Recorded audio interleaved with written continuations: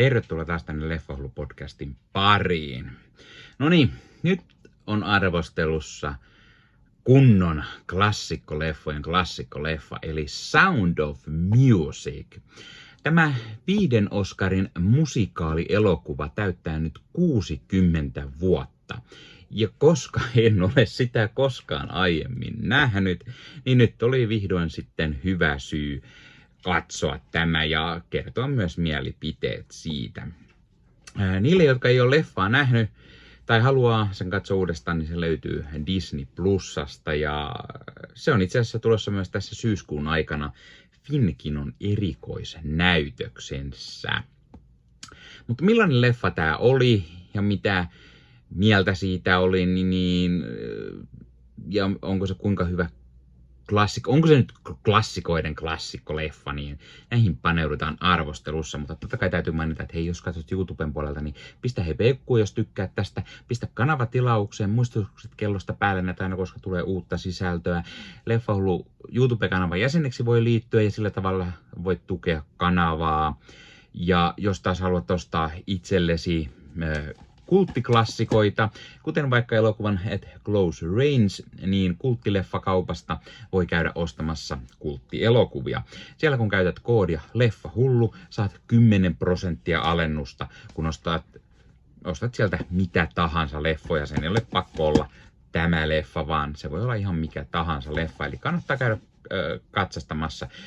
Koodilla Leffahullu siis 10% alennuksen kulttileffakaupasta. Löytyy paljon harvinaisempaa niin sanottua kulttikamaa. Leffoja, joista ei välttämättä ole edes kuullut aiemmin. No, se siitä. Itse jaksoon. Eli en ole koskaan aikaisemmin nähnyt Sound of Musicia, mutta monet laulut on yllättävänkin tuttuja ja osin ne kohtaukset, missä näitä lauluja tulee, niin tuli semmoinen fiilis, että ihan kuin tämän leffan olisi nähnyt joskus aiemmin. Tämä leffa näyttää todella nätiltä, vaikka se oli vain HD-tason kuvaa, kun sen tuolta Disney Plusasta katsoin, mutta todella hyvää kuvanlaatua siltikin. Elokuva itsessään näyttää myös todella hyvältä. Kaikki ne Itävallan maisemat, Alppien maisemat on todella hienosti tehty tai niin kuin hienoilla paikoilla kuvattu. Rakennukset on todella tyylikkäitä, kaikki puvustus, kaikki on ihan vimpan päälle. Leffa on tullut siis vuonna 1965 ja silti siis se on todella hienosti tehty jo aikanaan. Tai no miksei olisi, kyllä silloin tehtiin tyylikkäitä leffoja. Mutta siis että se on tosi hienosti saatu kaikki ne lavasteet tehty, että näyttää semmoiselta niin kuin aikansa suurelokuvalta. Tässä muutenkin koko tämä aikakausi, tämä leffan tapahtumat sijoittuu 1930-luvun lopulle.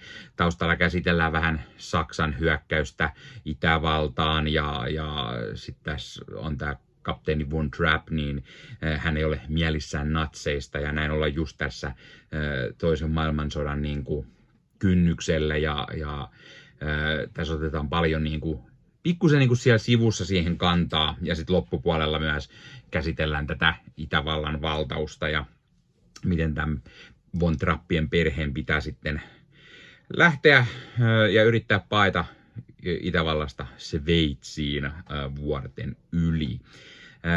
Tämä elokuva myös kuulostaa todella hyvältä ja ikoniset laulut on todella hyviä ja jopa sellaiset, mitä en ollut aikaisemmin kuullutkaan. Ja ei siis ihme, että tämä leffa voitti Oscareita esimerkiksi musiikista ja äänistä. Se oli myös paras elokuva ja olisiko ollut ohjaus myöskin, minkä se silloin voitti ja jotain muita teknisen kategorian, en nyt just muista. Tämän lisäksi tämän leffan tarina on tosi hyvä. Nuori nunna kokeilas Marja lähetetään kotiopettajaksi tällaisen äveriäisen Von Trappin perheeseen.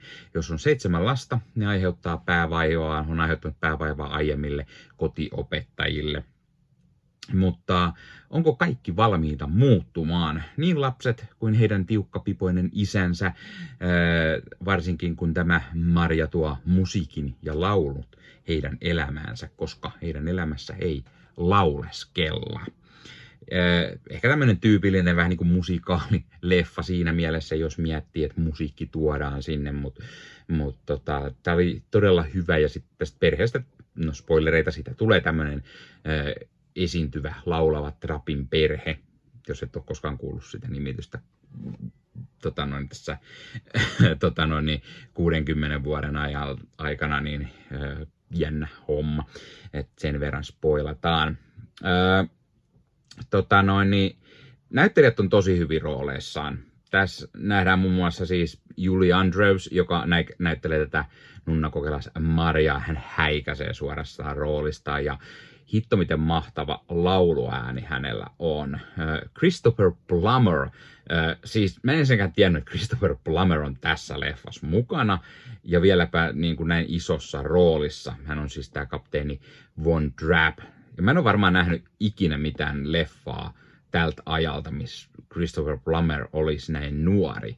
Ja hitto vielä, hän vetää myös todella hyvin tämän roolin. Tämmöinen tiukkapipoinen sotilas, isä, vähän ankara näin lapsille, haluaa kuria ja järjestystä, mutta miten sitten pikkusen tämä kotiopettajatar muuttaa niin kuin, häntä ja näin, niin todella hyvin toteutettu juoni ja todella hyvin toteutettu rooli myös Christopher Plummerilta.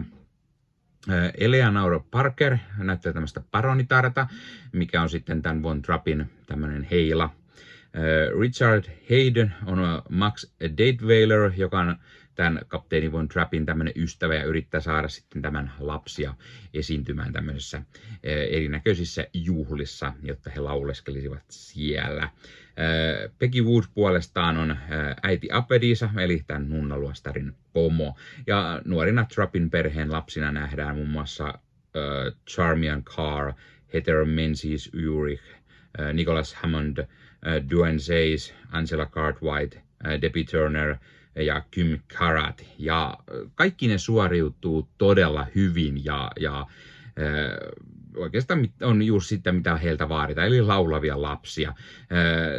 Toki siellä on just hyviä sivujuttuja, että on tämmöinen, niin kuin on eri-ikäisiä ne lapset, ja ne on pikkusen kolttosia aina tehnyt, ja näin. Yksi on jo hieman vanha ja vähän ihastuu siellä taustalla ja näin, niin on tosi hyvin toimiva. Joskin mä olisin vähän ehkä kaivannut lisää näille niin kuin lapsille myös semmoista erinäköistä roolia, ja että millaisia ne olisi, ja niin kuin yksilöinä. Tässä on nyt enemmänkin niin kuin kaikki aina perheenä, jos ei nyt lasketa sitä vanhinta tyttöä, jolla on pieni sivujuoni tässä. Tämän elokuvan on ohjannut Robert Wise, ja jonka tunnetuimpia leffoja tämän lisäksi on varmaan alkuperäinen West Side Story sekä sitten ensimmäinen Star Trek-elokuva. Toki hän on tehnyt paljon leffoja jo 40- ja 50-luvullakin. Ja tämä leffa muistuttaa paljon 50-60-luvun musikaalielokuvia, kuten vaikka Singing in the Rain, Marilyn Monroe, joku There's No Business Like Show Business tai niinku tällaisia, tai mitä moni uudempikin leffa on tietenkin ottanut mukaan, mutta tulee semmoinen niinku tutun ja turvallinen fiilis. Ja tämä on muutenkin semmoinen, mun mielestä semmoinen hyvän mielen leffa, semmoinen vähän comfort movie esimerkiksi. Ja eikä tosiaan tuu yllätyksenä, että tässä leffassa on useampi rakkaustarina, niin kuin tällaisiin leffoihin aina kuuluu. Sillä mitä olisi musikaali ilman rakkaustarinaa? Toki osa rakkaustarina jää vähän sinne ehkä taustalle ja joihinkin keskitytään sitten vähän enemmän, mutta tässä on siis useampi rakkaustarina. Tämä elokuva toimii todella hyvin, vaikka kesto on melkein 3 tuntia, niin se ei tunnu liian pitkältä. Korkeintaan se, että viittiikö sitä aloittaa sitä leffaa. Saattaa mietityttää, koska kesto on sen verran pitkä, mutta sitten tämä leffa kuluu kyllä niin kuin yllättävän jouhevasti ja sä et missään kohtaa tylsisty siinä. Ja lopuksi täytyy sanoa, että oli tosi mahtavaa vihdoin katsoa tämä legendaarinen elokuva, koska en ole sitä koskaan nähnyt ja koska tämä oli näinkin hyvä. Jos täytyy pikkusen miinuksi antaa, niin muutamia lauluja kuullaan aivan liian monta kertaa. Siis yleensä musikaalileffoissa joku laulu voi tulla ehkä 2, mikä on jo ehkä harvinaista, mutta tässä varmaan joku 3 laulua tulee 4 tai jopa 5 kertaa, niin siinä tulee fiilis, että eikö te nyt keksinyt niinku useampia lauluja? Siis miksi tämä toistaa koko ajan? Nämä legendaariset Sound of Music esimerkiksi, miksi se tulee niin monta kertaa tässä leffassa? Joo, mä ymmärrän, että se biisi on ihan hyvä ja se niinku, tämän leffan nimi on Sound of Music, mutta niinku, kuin se täytyy tulla 4 tai 5 kertaa tämän leffan aikana. Muutenkin joihinkin hahmoihin olisi voinut paneutua pikkusen vielä enemmän, varsinkin niihin perhelapsiin ehkä erikseen, eikä vaan koko perheenä. Mutta muuten tai siis todella hyvä leffa. Mä niinku tykästyin, tätä on niinku mukava katsoa.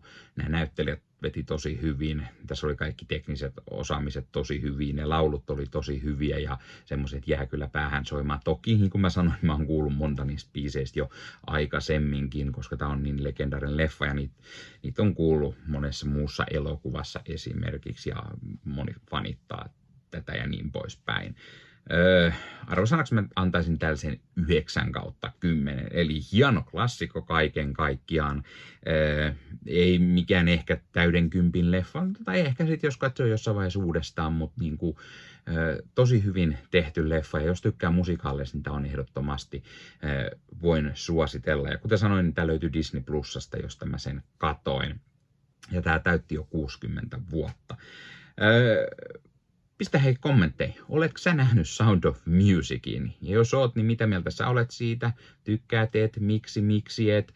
Ja koska tämä on jo 60 vuotta vanha leffa, niin onko tämä semmoinen, että jos sä et ole esimerkiksi nähnyt tätä ollenkaan, niin miksi sä et ole nähnyt? Tykkäätkö sä musikaaleista? Et tykkää. Jos tykkää, niin mikä on sun suosikki musikaalileffa all time? Tai ootko käynyt katsomassa livenä jotain musikaaliesityksiä teatterissa, Broadwaylla tai jossain? Laita kommentteja. Aina mukava jutella toisten leffahullujen kanssa. Ja hei, jos katsot YouTuben puolelta, niin pistä peukkuun, jos pistä kanavatilauksen muistokellosta päälle. Näitä aina, koska tulee uusia videoita ja sen lisäksi ottaa kanava kasvamaan. Eli kiitos kaikille, jotka olette kanavan tilanneet. YouTuben puolella siellä on jäsenyydet, superominaisuudet päälle.